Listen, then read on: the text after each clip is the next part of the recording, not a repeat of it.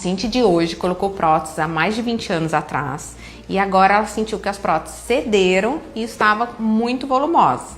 Ela até cogitou em fazer o explante de silicone, mas realmente ela achou que fosse estranhar sair de prótese de 375 ml para 0 prótese. Então optamos por realizar mastopexia com prótese de silicone de 215 ml. Muita gente acha que a mastopexia serve apenas para levantar as mamas, mas na verdade ela faz duas coisas ao mesmo tempo. Reposiciona o tecido que caiu e devolve o volume que a paciente perdeu, seja depois da gestação, da amamentação, do emagrecimento ou simplesmente por causa do tempo.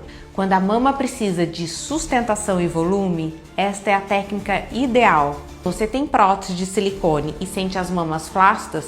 Com certeza esta é uma opção para você.